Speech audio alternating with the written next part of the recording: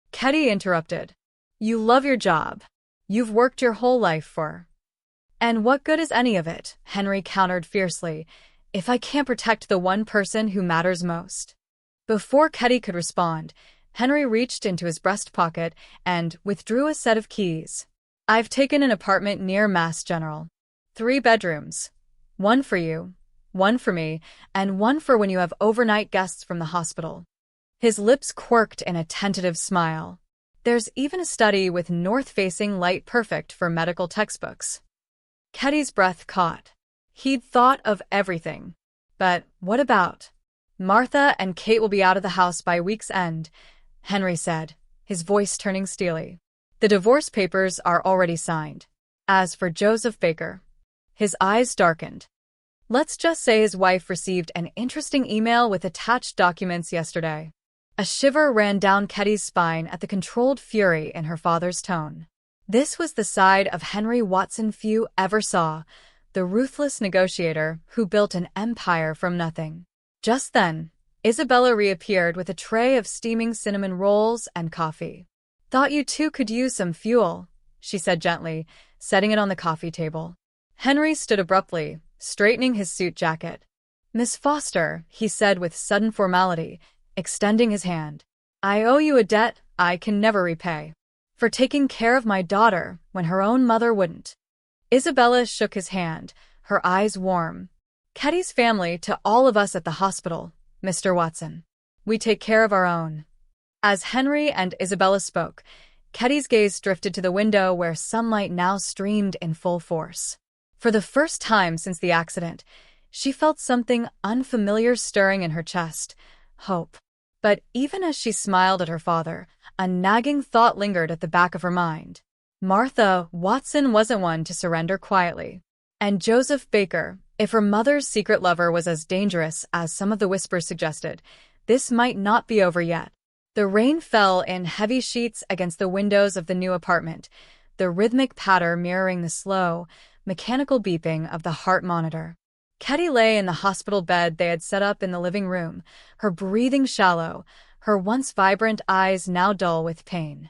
The accident had left deeper wounds than anyone had realized, internal bleeding that had gone undetected, a ticking time bomb beneath her fragile recovery. Henry knelt beside her, his strong hands cradling hers, his face gaunt with exhaustion and grief. Dad, Ketty whispered, her voice barely audible. You have to let me go. Henry shook his head violently, his throat tight. No. No, we'll find another specialist, another treatment.